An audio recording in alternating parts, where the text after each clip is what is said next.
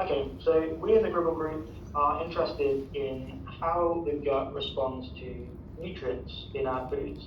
And this is to a development in medical interventions. For example, use of drugs that mimic certain gut hormones, for example, GLP-1 and GIP, to name just two. Can you click, please? There are specific cells within the gut called enteroendocrine cells, and these cells are known for releasing these gut hormones, for example, GLP-1 and GIP. They form about 1% of the gut lining, and they're found at the surface, but they will directly interact with the nutrients that we eat. Can you click again, please? There are many different hormones. Two of them I've already mentioned, GLP-1 and GIP, but there are more. In the small intestine, we also see SST, or somatostatin, TCK, motilin and ghrelin, and serotonin. And you can see that I've separated them here into multiple different colored cells, and that's because generally an individual cell might predominantly express just one of these hormones. It's not completely true. Some of them will express more than just the one.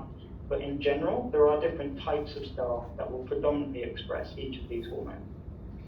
And so how do each of these cells respond to nutrients, and how do they then release the hormones? Can you click again, please? So very, very broadly, at the surface of the cell, there might be some kind of receptor. And so in the dark red at the top right, you'll see like a cup shape. And then this amino acids, the pink objects, will then fall into the receptor, and thereby eliciting a reaction within the cell, which then releases the hormone. And similarly for fats, if you imagine my fingers interlocking, this is just not real, but it's a visualization of how the fat might then interact with a receptor, and thereby the same.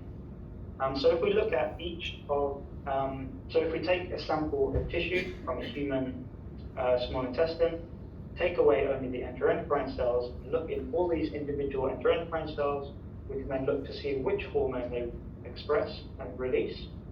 And we can also look at which of these receptors might be there. Can you press click again, please? And so by doing this, we can look at a number of different receptors. And in this plot here, the more blue something is, the more of that receptor there is. And you can see at the very right, I've highlighted which ones respond to fats, which ones respond to amino acids, which ones respond to sugars. Across the top, you can see that we've also got samples from upper small intestine, lower small intestine, highlighted in light green and dark green. And if you can click again, please.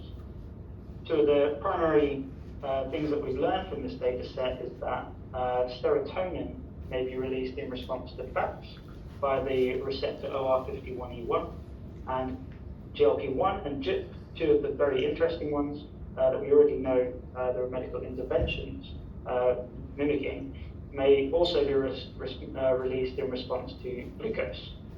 And then this information can teach us about how typical known downstream effects of the release of these hormones might then be linked to certain food types, etc.